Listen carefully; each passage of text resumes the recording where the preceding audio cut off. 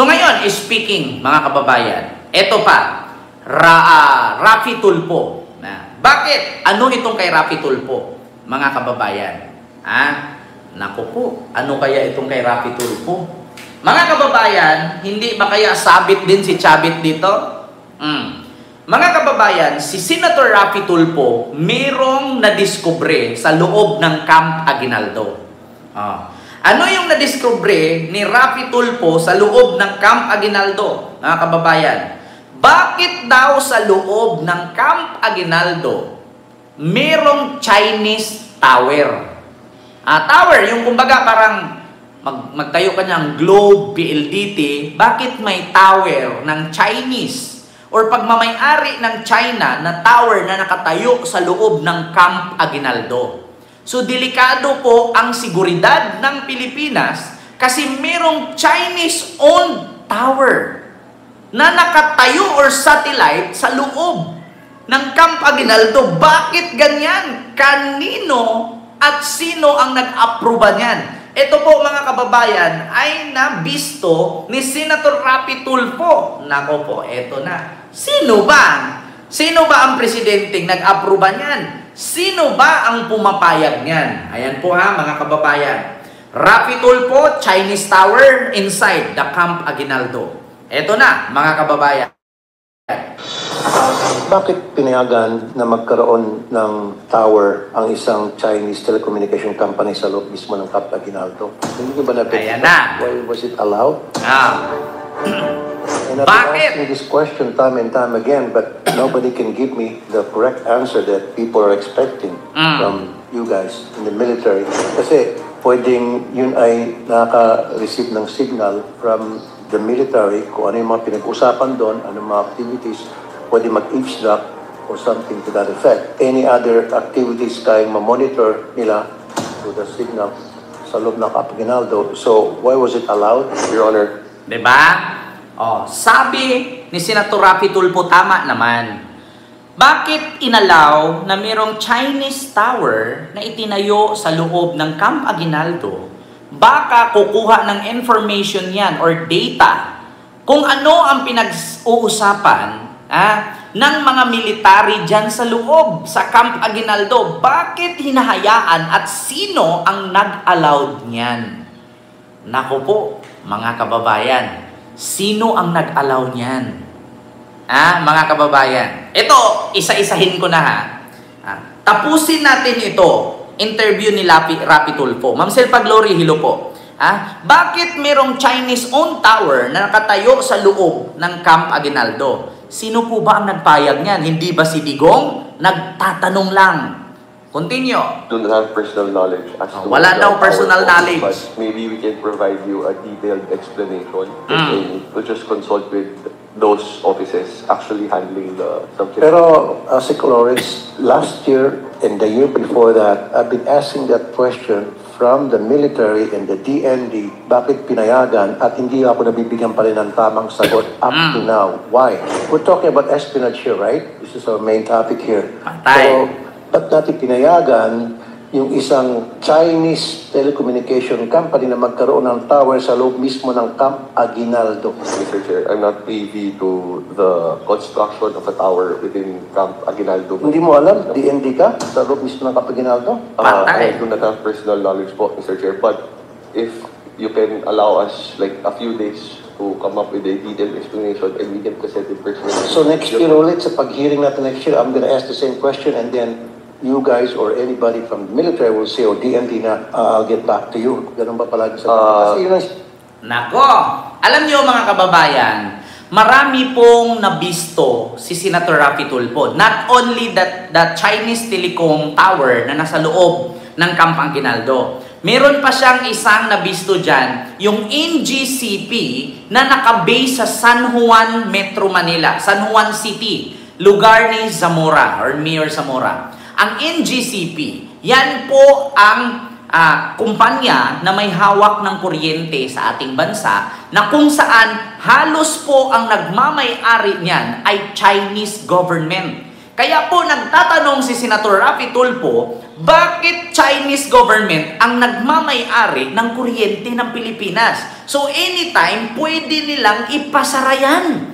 Pwede niyang i-block out ang ating bansa. Ito Pero, mga kababayan, nasolusyonan na po yan. NGCP. Chinese. Ito, mga kababayan. Nabisto ni Tulfo rin. Naku, sa Senado din yan. Bakit pinayagan? Ito po ay isang iPhone SE. Ito Lumutang sa pagdinig ng Senado na wala palang mandato ang Department of Information and Communications Technology na suriin ang mga equipment na binibili ng gobyerno abroad. Dahil tuloy tumindi ang pangambang may kakayahan ng China na tiktikan na ang NGCP. Nasa frontline ng balitang yan, si Mayor Los Baños. Posible bang taniman ng virus ang mga equipment ng National Grid Corporation of the Philippines na binili mula sa ibang bansa? Yan ang tanong ni Senator Raffy Tulfo sa pagdinig. Yan po ang kababuyan at kabulastugan ng Administrasyong Duterte. Ngayon ninyo sabihin, magaling si Digong. Magaling si Digong. Tignan ninyo, 60% ng kuryente sa Pilipinas pagmamay-ari ng Chinese government.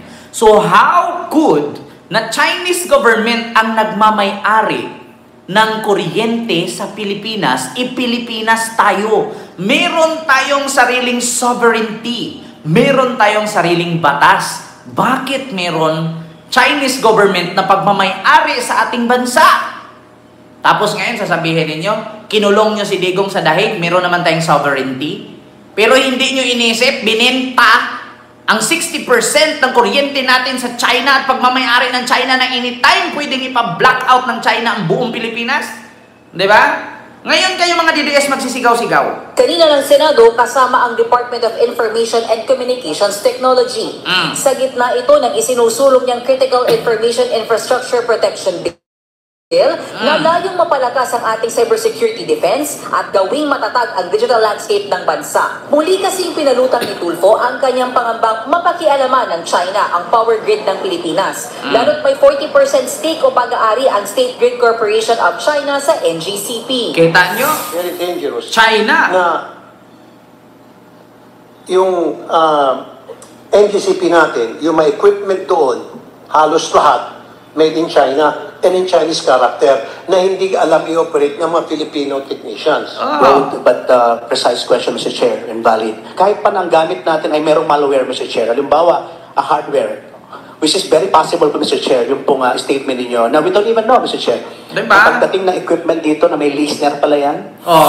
Paano kung merong virus yan nakakunik? Na anytime, halimbawa nag-eleksyon tayo, bigla nilang i-block out. At dito sa balita na ito, mga kababayan, mahaba po ito. Ang kuryente sa Pilipinas, merong 3 button yan. Nasa Luzon, nasa Cebu, at nasa Cagayan de Oro. Anytime pwedeng pindutin yan, mag-block out ang buong Luzon. Mag-block out ang buong Cebu, ang Visayas, at mag-block out ang buong Mindanao. Kasi hawak po yan ang 40% ng NGCP ng Government of China. So yun po ang isa sa inspeksyon ni Senador Raffy Tulfo. Pero mga kababayan, may good news po tayo dyan. Bukod sa good news na yan, ay binili na po ni PBBM sa pamamagitan ng Maharlika Investment Funds.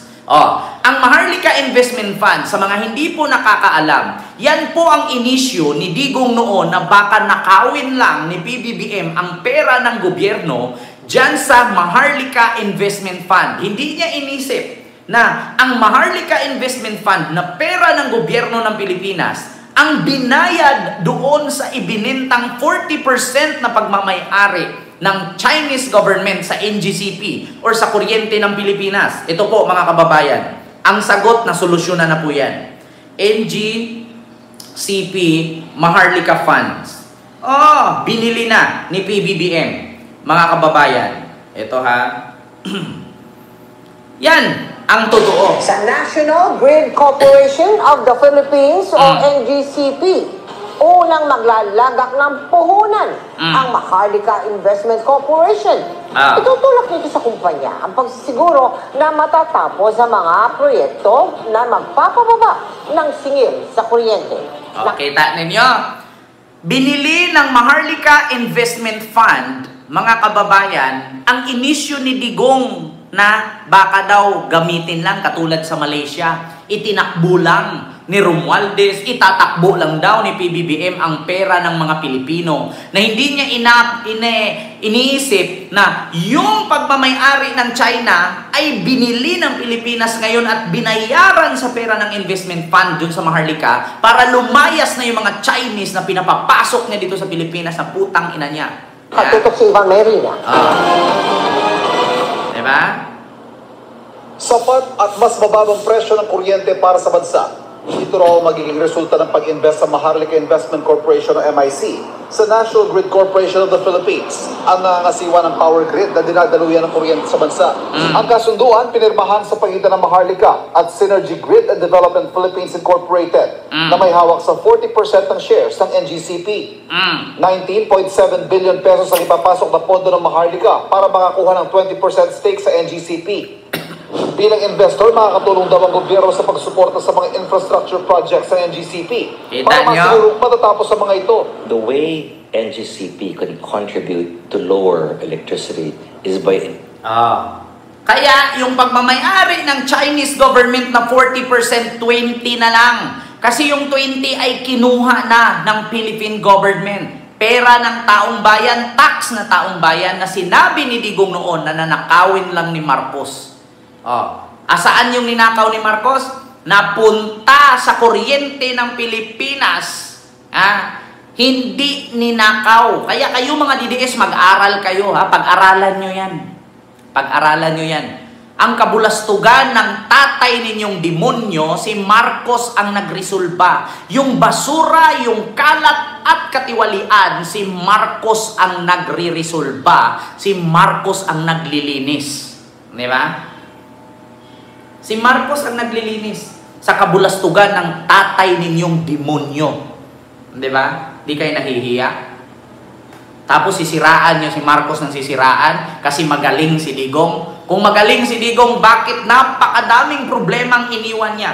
NGCP, yung tower sa loob ng Camp Aguinaldo, yung pogo, yung droga, ano pang pinag-iiwan niya?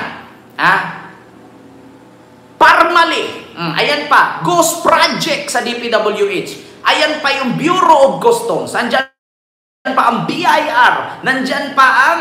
Naku, napakarami po talaga, mga kababayan.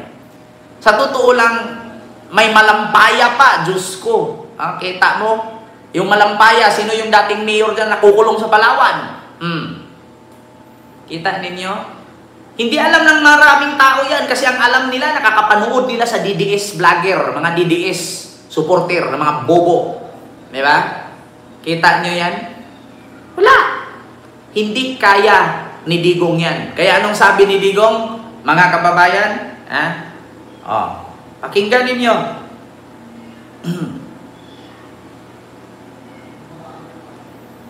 Pakinggan ninyo, mga kababayan, yung sabi ni Digong. Hindi ko kaya. Kaya humanap kayo. Hindi ko kaya itong corruption. Kasi maskin saang, if there's a table, if there's a single chair there, meron talaga yan. As that the papers go back and forth inward. That is why nawalaan ako ng tiwala sa bureaucracy. Sabi ko nawalaan ako ng gana. At sabi ko, nagsisi ako.